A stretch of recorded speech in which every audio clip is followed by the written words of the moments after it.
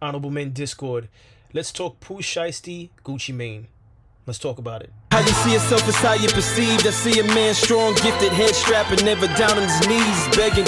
Gotta make a way, even in my darkest hour. Say the odds against me was new. I would never cower. As always, welcome back to another episode. If you haven't already, hit that like button, hit that subscribe button. Tell a friend and tell a friend I drop episodes daily at 5 p.m. Eastern Time. I'm going to go straight to this. I actually covered this a few months ago. And when I covered it, the only person I saw who broke this news was a gentleman by the name of Seti Nas. And he has his own channel. And he's someone who's self-proclaimed tapped into the streets. So when he posted it, I looked up Gucci Mane's ex account. And I was trying to see if Gucci Mane may have posted something, that would somewhat confirm that this happened.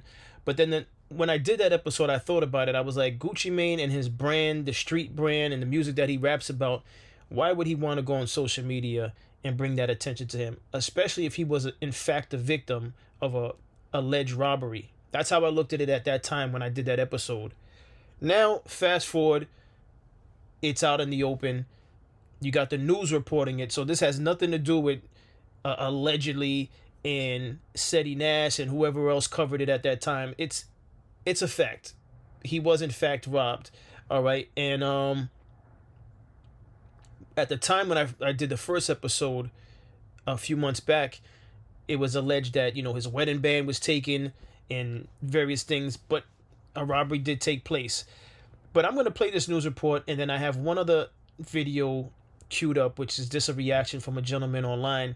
And I'm gonna let you know my thoughts on all of this. It's pretty much straightforward, but nevertheless, I'm gonna share my thoughts on this. I'm not gonna play this whole news report because at this time, I'm pretty sure everyone is aware of this news report. I'm sure everyone has seen this conference, this press conference held by the Department of Justice. But I'm gonna play a piece of it, and then I'm gonna share my thoughts, and then go into the video I have queued up. So let's get into this. Good morning. I'm Catherine Miller, the Acting Public Affairs Officer for the U.S. Attorney's Office of the Northern District of Texas. Today, you're going to hear from Ryan Raybolt, the United States Attorney for the Northern District of Texas, Jeremy Wright, Assistant Special Agent in charge of FBI Dallas. And we will have a brief question and answer session after their remarks. Please identify yourself by your name and your media outlet when asking questions, and confine the content of your questions to today's press conference. At the podium, joining Ryan Raybolt and Jeremy Wright is Executive Assistant Chief of Police with the Dallas Police Department, Terrence Rhodes, Assistant U.S. Attorney Robert Weathers, Assistant U.S. Attorney Claire Demers, and Assistant U.S. Attorney and Violent Crimes Chief Jeremy Fugate, all of the Northern District of Texas. And with that, I'll turn it over to Ryan. Good morning.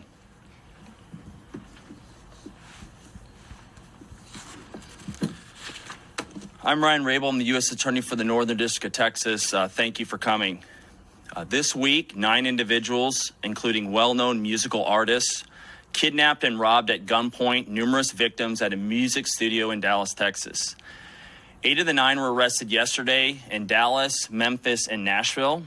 These individuals who are charged and arrested include Lontrell Williams Jr., also known as Pooh Shiesty, Lontrell Williams Sr., Rodney Wright Jr., also known as Big 30, Kadarius Waters, Demarion Gibson, DeMarcus Glover, Corday Johnson, Darian McDaniel, and Terrence Rogers has not been arrested yet, but will be soon.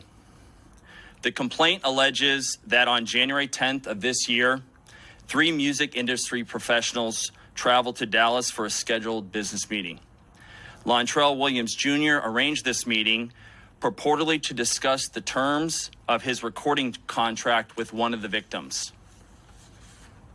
As alleged, once these 3 men were inside the recording studio, Williams Jr. and 8 co-conspirators, several of whom traveled from Memphis, Tennessee, executed a coordinated armed takeover.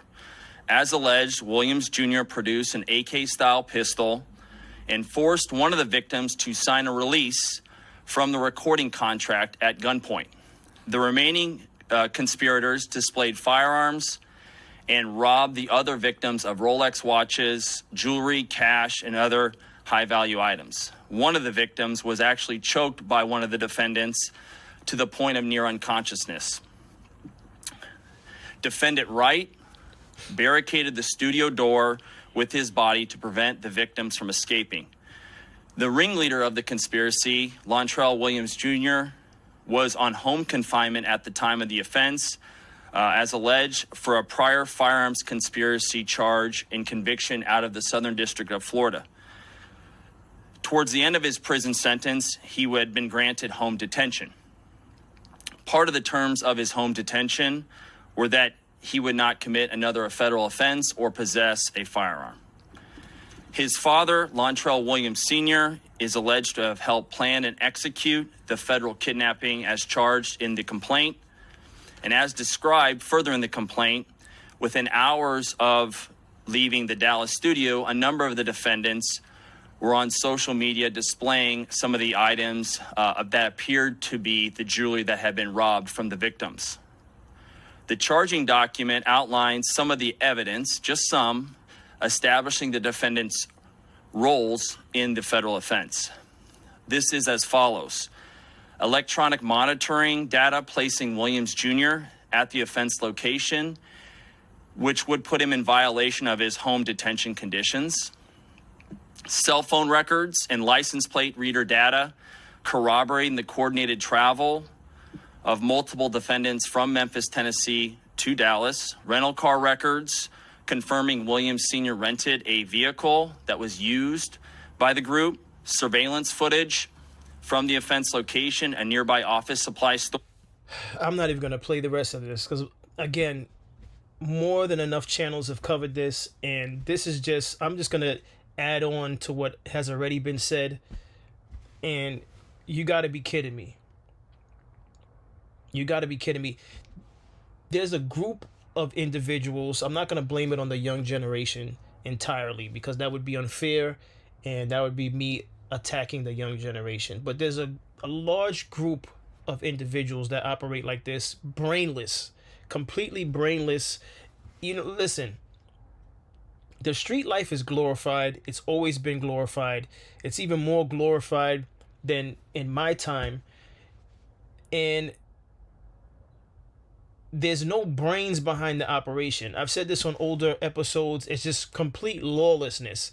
And the world seems to love it. It's heavily promoted. There's a group of women, or I should say girls. I shouldn't call them women. I should say girls, because women, well, no, there's some women that love this too. For the life of me, and it's not hate. It's not like, oh, you're jealous because of the... For the life of me, I could never understand why. Is it the thrill of not knowing what tomorrow's gonna bring? Is it that living on the edge? Is that fast money because you're going places and you're seeing things when you're around this energy? It is brainless. It is brainless. I would rather put that energy into investments. You're gonna still enjoy that lifestyle, but you're moving smarter. All this. All right, let me tackle one thing at a time. You go there to get out of a contract. You got an ankle bracelet on. Why the hell are you going someplace with an AK-47 or whatever assault rifle he had with the ankle bracelet? That is the dumbest thing I ever heard in my life. It's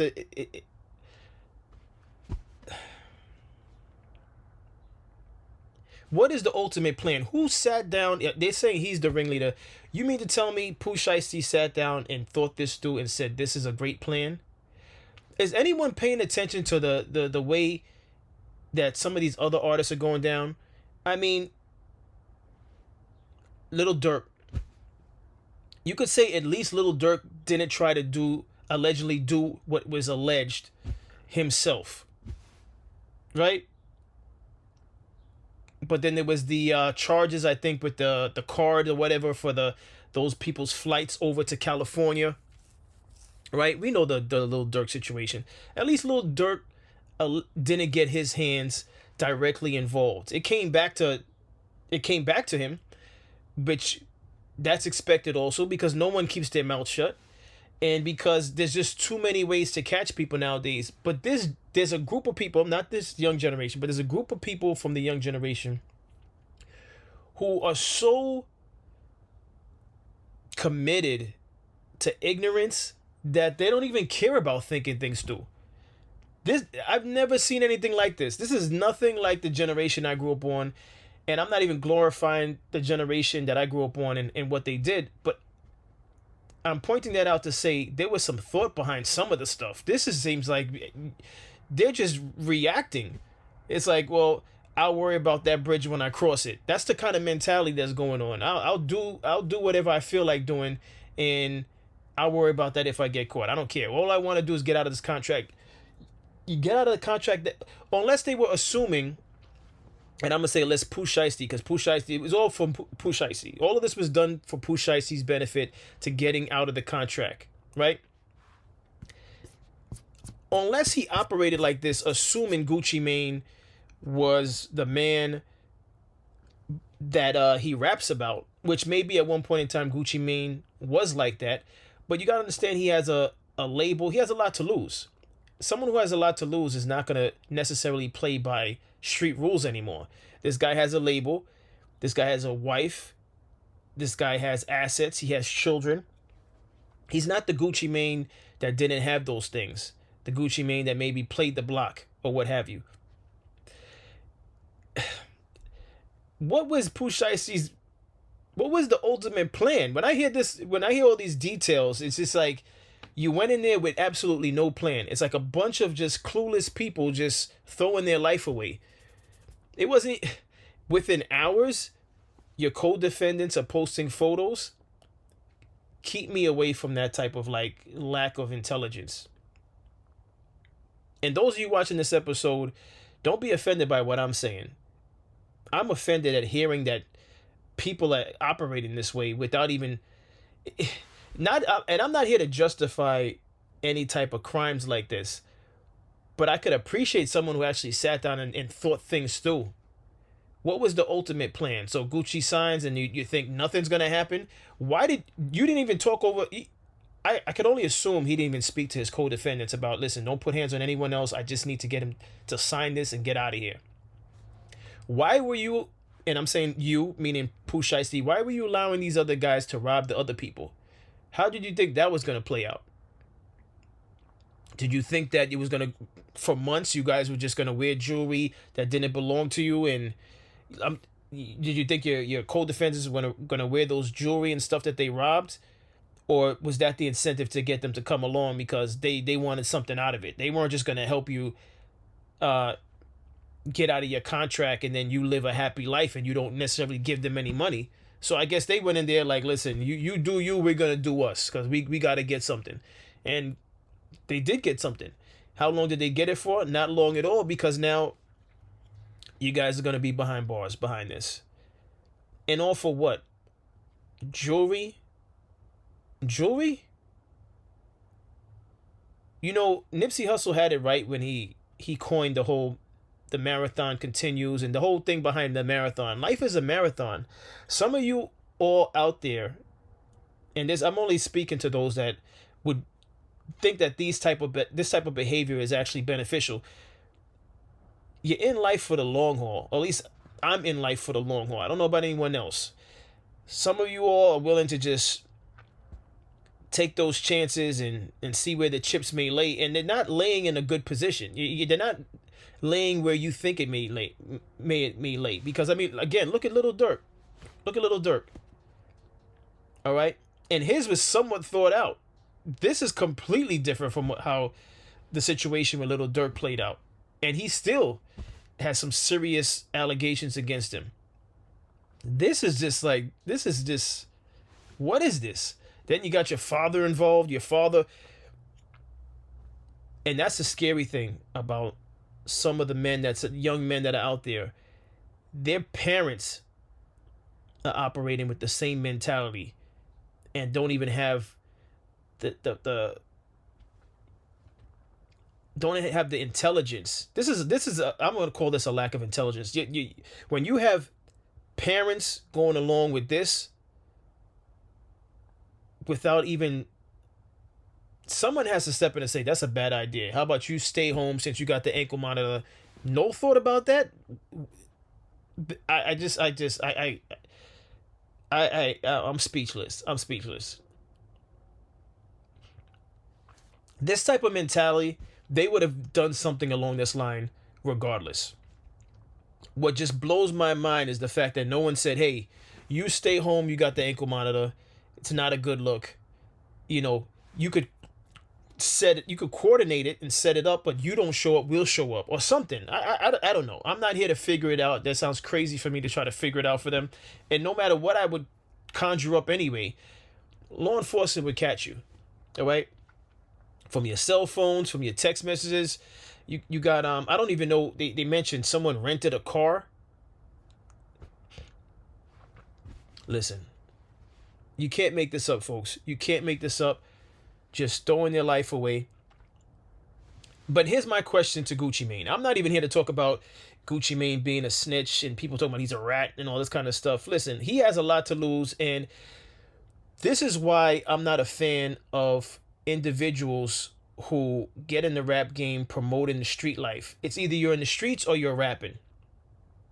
All right? And if you're rapping, I think your best approach is to tell stories of how life was, how you came up, but leave it at that. You can't have both feet in, you can't have one foot in the streets, one foot in the industry. You got to make up your mind. And I think that's clear. Make up your mind where you're going to be.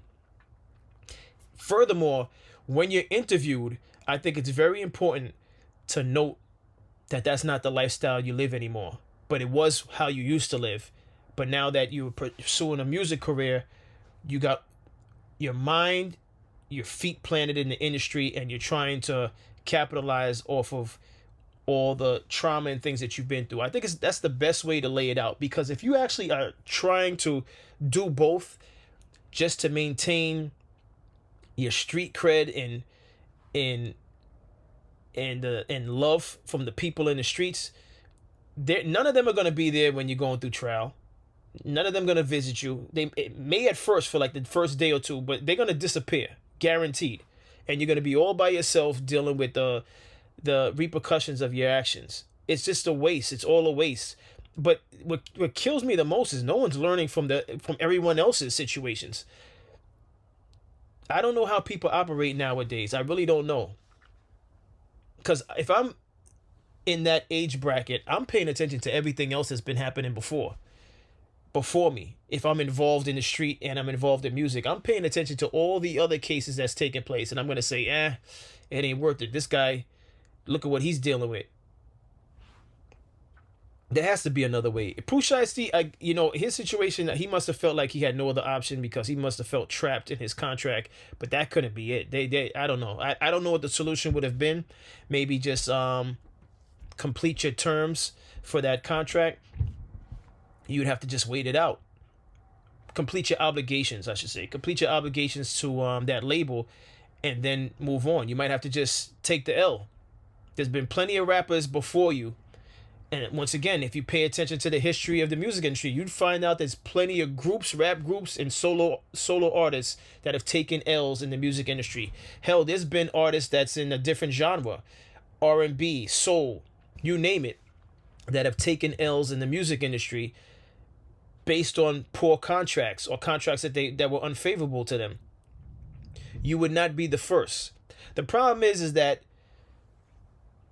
now for Gucci Mane, your brand represents a certain lifestyle, so then you sign artists that complement that lifestyle or that perception you're trying to maintain, and you as a record label owner, manager, however you want to look at it, you're employing people that are from the streets. What did you think was going to happen if you're not clear as to the terms of the contract? You're not clear as to how long they got to stay with you and before they sign.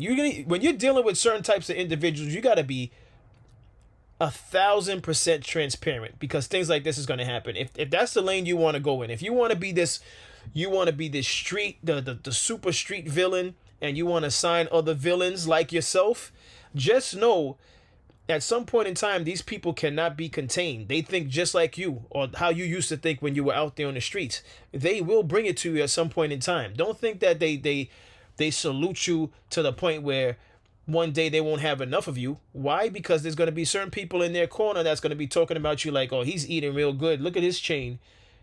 I don't think he's giving you all you're supposed to get, man. I think you're getting. And if other people in your corner, in their corner, talking about the artist, if they're whispering in their ear, at some point in time they're going to be looking at you like you're food. And that's exactly what took place here. So much so to the expense of throwing their life away because they didn't think things through.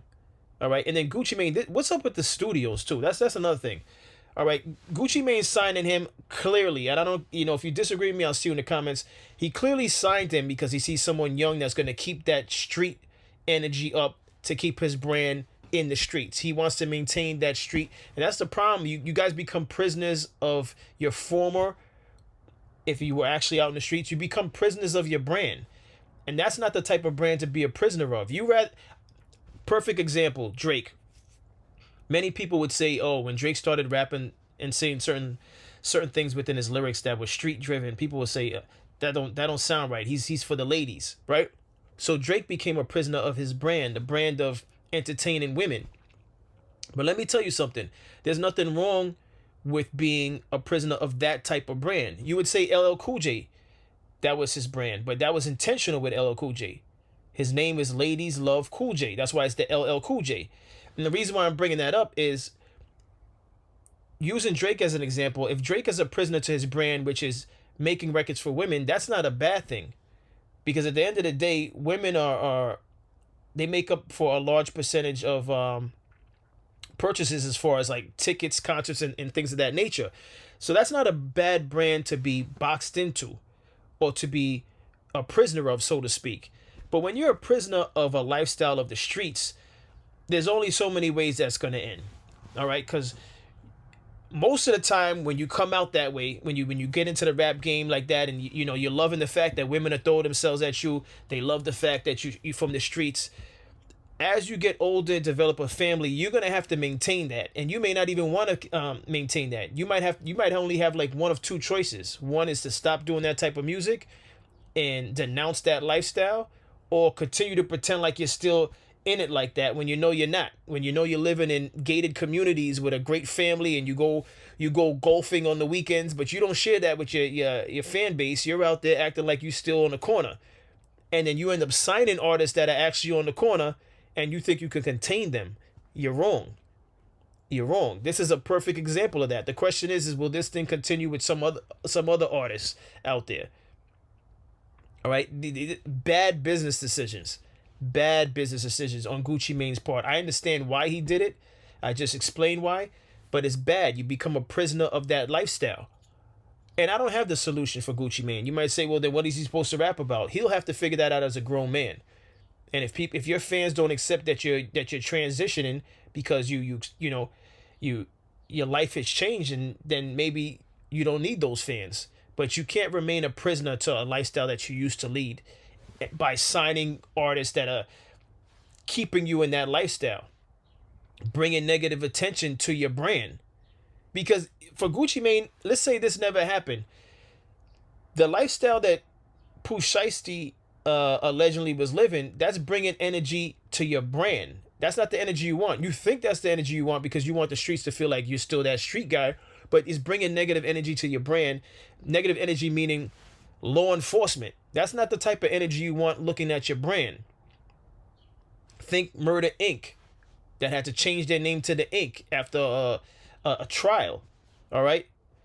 That's not the energy you want to your brand. I'm pretty sure if they could change things, they would have changed things, because a lot changed after they went to trial. And I'm talking about Murder Inc., formerly known as Murder Inc. All right? Now, the next question I have with Gucci Mane, and before I go into the video I have queued up, would be, what's with these meetups at the studios? Because, listen, I don't have the money that Gucci Mane has. All right, and this goes back to I don't understand what kind of people are around certain individuals. Gucci Mane has a very intelligent wife. I don't know if she has any say in his business dealings. But all this meeting up in the studio, we could forget the studio. All right, we could forget the. Here's a few things with me. All right, and I'm just gonna throw this out here. In travels, we could forget me sitting in the front passenger side, and if I'm in the back seat, I want security on the sides of me. You know, depending on the type of music I'm making. I'm talking about the type of person who's making a certain kind of music that, you know, if you're trying to maintain a street image. I'm not in vehicles where I'm in the front seat. I'm in the back seat, and I'm surrounded by security, right? Professional security. Now, as far as management, if I have a label and if I'm from a street background and I have a street artist and stuff like that, there is no studio meetings. We're meeting in places of my choice. I don't care if you want me to meet in your town. I'm finding the location where we meet, and I'm coordinating security correctly. And you could look at it like, yo, I'm your artist. I don't give a damn. I have too much to lose. I don't trust no one. This is business. This is not friendship. This is business. And to my understanding, this was business between Gucci Mane and Pooh Shiesty. And don't tell me there was a friendship. Because if this is how friends react, if this is how friends interact, then I don't want that type of friendship. All right?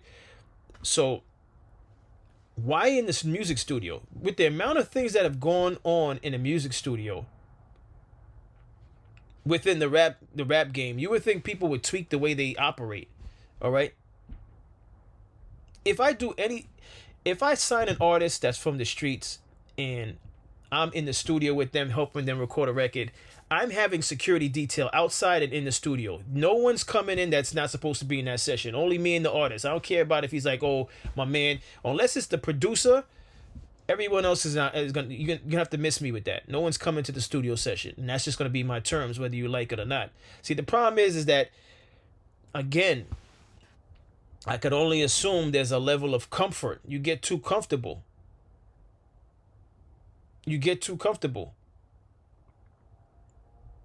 Why in the studio? I would have had it in a corporate building, and I would have had security detail. And I don't know the extent of security that Gucci Mane had, but before you even get in the building, I would have been aware of if extra bodies came in the building. This is why I would have had it in a corporate building.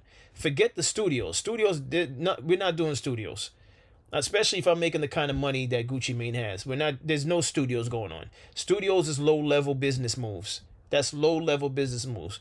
So when I heard this took place in a studio, I'm like, and I don't care if someone says, well, studio has security, you have buzzers, you have surveillance. No, corporate building, meaning you're going to have to meet me on the upper floors, and before you even get in, there's multiple cameras in the lobby, there's security in the lobby, and in addition to that security, my security is going to be in the lobby. My car is going to be wherever it needs to be in the garage with security, with my security. And you might say, well, that's a lot of people you got to pay. Yes. When I'm in the million bracket, when my net worth is in the millions, yes, it's going to be a lot of security. It would be movement like 50 Cent moves. Take a look at how 50 Cent moves. That's how I would be moving. And that's how Gucci should be moving. No one should be able to get that comfortable. No one should be able to pull off anything like that, getting that close to me, where the point where my own artist has a weapon to my face, allegedly, or pointed at me, wherever the weapon was. No one should be able to pull up on me like that, because I'm not going to put myself in an environment where they could do that. Everyone's getting pat down. I don't care how they feel. Oh, yo, I'm your artist. How you doing me like that? Listen. And I'll be straight. This is why, and I know Gucci Mane is capable of this. Listen, I trust no one. No offense, but this is business. Everyone gets pat down, you know? And Gucci had to have known that this guy had gripes about his contract. That's another thing, too. I'm pretty sure at some point in time, maybe he raised his voice. Maybe they got in a little spat. So there's no way I'm going to sit down at an alleged meeting as if it's going to be smooth. Also knowing the type of artist that I signed, where he comes from, his background. Unless you just assume that he's just all talking because you don't think that he has the heart to bring it to you like that. But obviously, look, Listen, I just hope that some of you young folks that are out there that's in the music industry or aspiring to be rappers, if you're from the streets, pay attention, please, to all the stuff that's going on in the news with other artists that you may look up to. Law enforcement is not playing around, and if you're willing to throw your life away, then by all means just disregard this whole episode. But I'm blown away by this. I'm gonna go to this last video and then wrap this up. Room full of niggas with Dracos. And y'all expected him to be John fucking Wick? The story is that Big 30 barricaded the door so he couldn't leave. Not only could he not leave, but nobody could come in and help him. What the fuck did y'all think Gucci Mane was gonna do? Okay. And even afterwards, I know there's some people like, well, you know, he could get his get back now. He could do this and do that. I'm not trying to go back to jail. I have a beautiful wife. I'm a multi-millionaire. I could drop an album and make some money. That street life is over with. I don't give a damn. I don't even care. There's a rumor that he snitched. I don't give a fuck. I don't care. What are y'all talking about? What are we doing on the internet, bro? That street shit is over with. You're watching Pooh Shiesty go to jail. He about to lose his life. His father is about to lose his life, could potentially lose his freedom too. You did all this and you put your family at risk. For what? For what? You're going back to jail. Come on, dog. This shit is crazy. And bro, and like some of the videos are just like gross, just dumb as fuck. Y'all are just as dumb as Pooh Shiesty.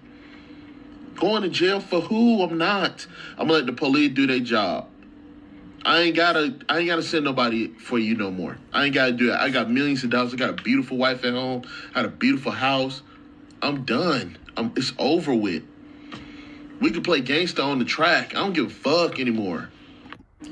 Oh, need I also say, what's the point of having a mask on when the person you're robbing knows it's you?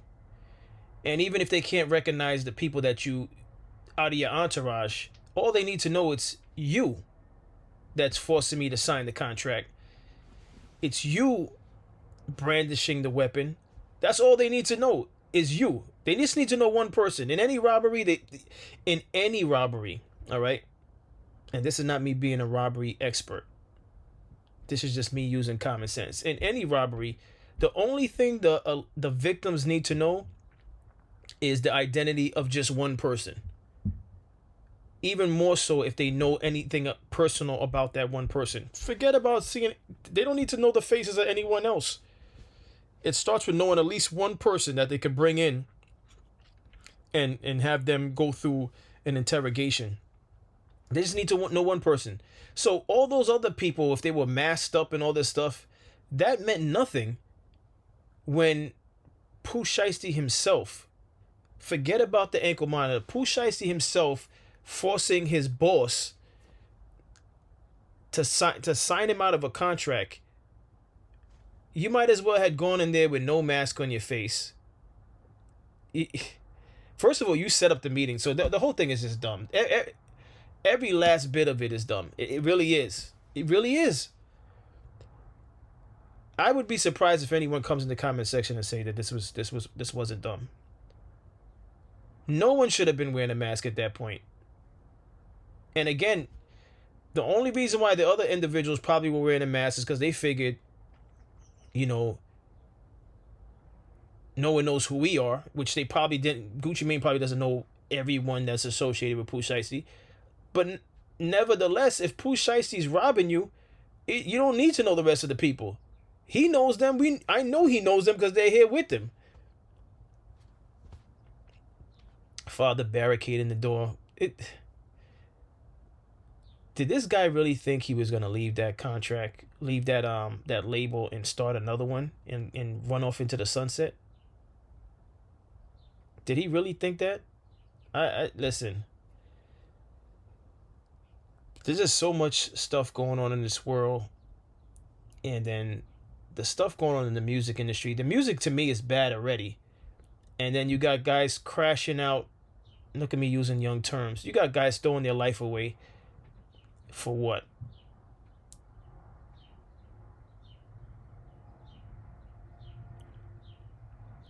Listen, I have no thoughts on this. That's all I have for this. That's all I have for this. This is just. The next thing I'm going to speak about is something that took place in Brooklyn. And this was another careless, dumb act that took place in Brooklyn, New York. And I'm going to speak about that on another episode. But listen, you young brothers out there, man, a lot of you that are doing some of these things, some of you, not all of you, are actually intelligent, and you're hiding your intelligence because you're too busy trying to blend in with the ignorance that's around you. Maybe it's out of fear. Maybe it's because the community doesn't uplift intelligence. They just, everyone wants to be crabs in a barrel, look the same, pants hanging off your ass, talking with profanity every 5 seconds, disrespecting women. That's what's popular. But some of you secretly are intelligent and can do better. Listen, you're going to have to separate yourself from the pack. I don't know how you're going to do it. Everyone's circumstance is different, but separate yourself from the pack. And that might be even family members. Look at this guy's father helped him barricade the door. You might have to separate yourself from family members. You might have to disappear. Literally. Just one day jump on a bus, jump on a plane, and then change your number up. But if you're watching this video and you're surrounded by a bunch of buffoons and you're actually intelligent, shame on you. Because I think intelligence is impressive. If you know you have a strong vocabulary, you secretly read books at night when you're not on the block, and you're intelligent, you have great, brilliant ideas, you might have an invention you'd like to create, disappear from the negative people and be that brilliant person you are. And then thank me later for it. Because that should be the only takeaway from this video. Stop acting like a buffoon when you can do better. Some of you guys out there, even though you live in street lives, you're very intelligent. You're very intelligent. But you don't want the world to know. You don't want the block to know. Because they don't like that. They don't like someone that's sticking out for the pack that might actually be something. So they're not ready to salute you for that. They're not willing to salute you for that. They want you to be just as ignorant as them. Because when you show your true colors that you're actually smart, they're going to be looking at you like you're a weirdo. As ignorant as that sounds. But if you're watching this and you know you're around buffoons, and when I say buffoons, I'm talking about people that operate like this. They'll get you jammed up and have your life thrown away. If you actually have an ounce of intelligence and decency in you, I seriously advise you to separate yourself from those type of people. And if you know you no longer live a certain lifestyle and you write in raps about this lifestyle, just stop it. Just stop it. There's too much of it out there anyway. Be more creative. Aspire to be someone like, Kendrick Lamar, Kanye, J. Cole. Show your lyrical skill, but you don't have to be rapping about stuff that you're no longer involved in. Even furthermore, that you're not involved in. It's just going to get you jammed up. It's going to bring the wrong energy towards you. Do you really want that energy around you? Listen, that's all I have on this episode, man. I appreciate everyone for tuning in. If you haven't already, hit that like button, hit that subscribe button, tell a friend to tell a friend. I drop episodes daily at 5 p.m. Eastern Time. And also, don't forget my album drops May 22nd. It's called The Harvest.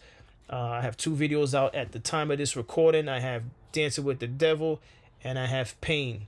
Check those videos out. Go through my catalog and support those videos. Share it with a friend. Share it with a family member. I appreciate you all. And as always, stay honorable.